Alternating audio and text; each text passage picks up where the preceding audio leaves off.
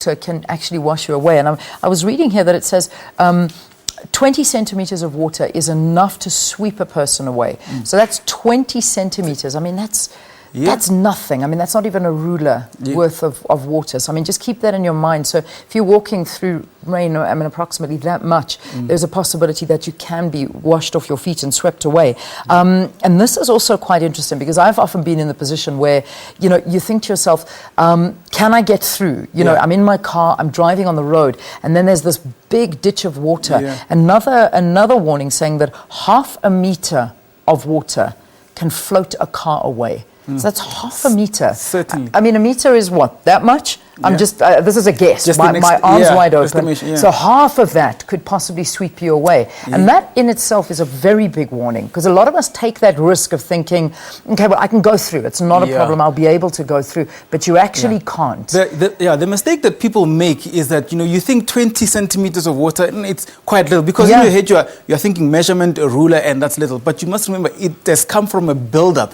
And, you know, we don't live on a flat plane. We live in slopes and a bit of hills. So the time the water comes through in that amount, it actually coming in with a lot of speed. So it can actually knock you over. It's not that simple, and it's not something you can, you know, like you see in the movies, people rushing over little streams and so on. It's very dangerous. And half a meter, yes, can actually move a car, can shake some buildings, you know. So, and you know, in our low-lying areas, they can actually drench up and keep the water. So the buildup becomes so strong that it actually wash a lot of things away, like people in cars and so on. Yeah. Also, just a couple of warnings I think that we need to give out to some of the viewers. And I see that the South African Weather Service is putting out these exact same. I know. I'm also trying to look at Tsietsi. I don't like looking at the camera. When I got such a good-looking man in front of me, I have to look at you, you know, but I can't. I got to look into the camera apparently. Okay, so Tsietsi, some of the warnings that the South African Weather Bureau are telling us here. They're saying in case of thunderstorms, if outdoors, seek shelter, but not under a tree. Yes. Not under a telephone or a power line. Do not go to hilltops, and don't go to unprotected gazebos. Where should we go? Yes. The thing about lightning is it's actually attracted to, you know, long and upright poles, like, you know, like a street pole or a lamp post, and even trees. So they are most likely going to hit those areas because they basically attract the lightning. So you do not want to do that. You also don't want to be running because heat also attracts energy, and the energy coming in from lightning can go through you within seconds. So yeah, you'd rather be indoors, be in your house, and also, you know, rubber shoes always help. People sort of discard this thing, but it always helps as well. And avoid long-standing buildings, because those are also quite dangerous when it comes to lightning. And we're expecting those severe thunderstorms towards the northwest province, as well as some parts of the Free State. Those are very, very dangerous. This morning, as I was driving to work, we saw a lot of lightning on our way here as well. So you can imagine, once you're struck by those, almost 50,000 kilovolts of energy right through your body. Yeah, I don't think there's survival from that one. Yeah, so it is. Very dangerous. It is petrifying, and also crossing low-lying rivers. Don't do that as well. But unfortunately, a lot of people have to do that to get to work, to get to school. Yeah. That's the reality.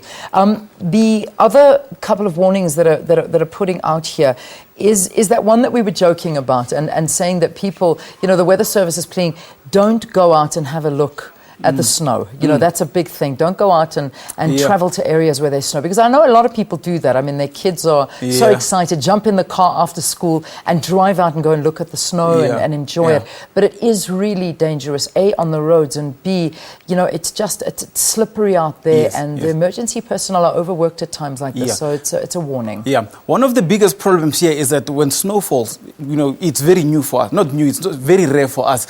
And a lot of people actually like driving up there and, you know, lose concentration and be looking at the snow and not focusing. Remember, most of our cars here in South Africa, we are not made for cars that can actually drive on snow. So it will be very slippery, it will be quite wet. And a lot of people, spectators, that's actually where the danger comes in, because people will be driving and you're looking on the side for a long time and you don't see that there might be somebody crossing, or you might be just driving straight into a ditch or a puddle of snow. And that could be very, very dangerous. And that's what we basically need to look out for. Yeah.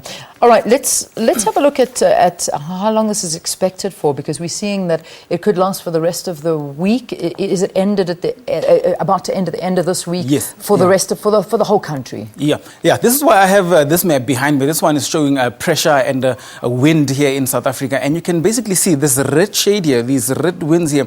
They're indicating they're still quite strong, and they're still showing probability of another cold front will be coming in towards the southwest part. If I just move out of the shot, maybe let me just come to this side. Cold fronts in South Africa, they're coming in from the southwest, and they travel all the way towards the northeastern side. And one of the characteristics of a cold front is that they travel in families. So one cold front comes through, the second one comes, and most likely a third one will also follow suit.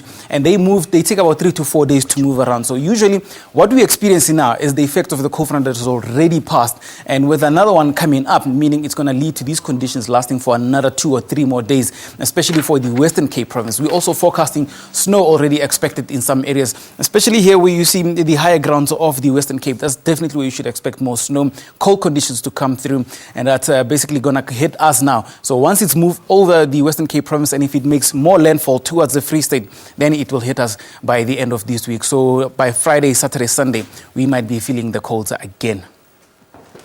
Tsietsi, one last question, just to ask as well. I mean, you were talking about the sea also being at play here, because there's huge winds, there's gale force winds at this point in time, and massive waves. I mean, surely people don't actually take to the seas in weather like this, although you do get, obviously, fishermen, that's their livelihood, and they have to go out in weather like this. I imagine that there are huge warnings for those going out to sea today.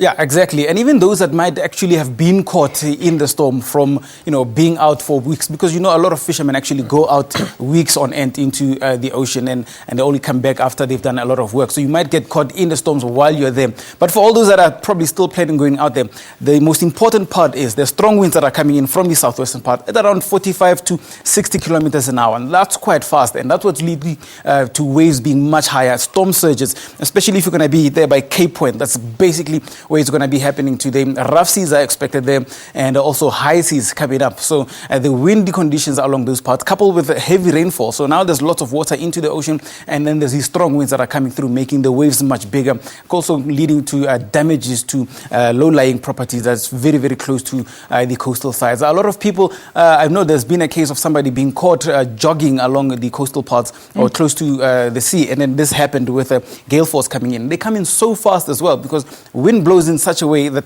sometimes there's no actual control of what can happen in the ocean.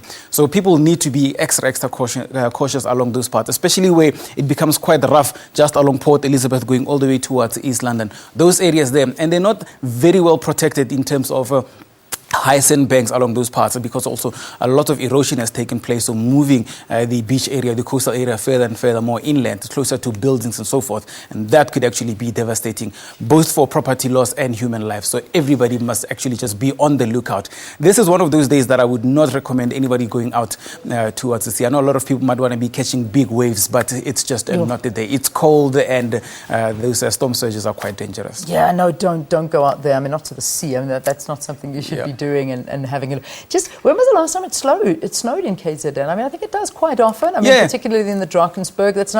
It's nothing new. Exactly. Yeah, that side. I mean, I'm sure we had our 4th batch of snow this year already, especially towards Lesotho and the Drakensberg, places such as Clarence going into KZN. Those areas, it was almost always snowing there during these times when there's a cut-off low like this, or when temperatures properly drop. And because they're in high areas, the Drakensberg, I mean, it's one big mountain there. And you can almost always expect snow when conditions are just like this. But for all those that are going to be in Gauteng, the Northern Cape Province, and the Northwest, they'll almost never. You are more likely to win a big lottery than get proper snow like you're seeing in KZN. You might get lots of hail there because of the thunderstorms. Yeah, so the buildup of warm air rising quickly, especially after a cold front like this, warm air rising quickly, and then a cold snap hits. Yeah, that causes instability, and recrystallization happens so fast that the rainfall does not even get the chance to form. Just ice falls from the sky, but it's not really much snow. But if you're in the Western Cape, KwaZulu-Natal, some parts of the Eastern Cape, definitely there, snow for you. KZN, we had snow the last 2 months, so it's nothing rare. I remember Palesa was also in Lesotho, close to Lesotho at some point in the Free State, and there was some snow there, so it's not rare along those parts. All right, Tsietsi, thank you so very, very much. Okay, have a look at this photograph that I'm holding up on the screen at the moment. It's a photograph that was tweeted by Sophie Mokoena nice. In Lesotho. Isn't that beautiful? Look at that. It's such a nice lovely, photograph. Yeah, she sent it to us at Morning Live SABC, and there's that photograph of Lesotho, those huts in Lesotho covered in snow. So, yeah, that's beautiful. All right, Tsietsi, thank you. So nice chatting to you and finding out what all these weather conditions are all about and just some of the warnings for you at this time. It is really some time you need to take care. As interesting as the weather may seem, it can be very, very hazardous. All right, we've been hearing from her all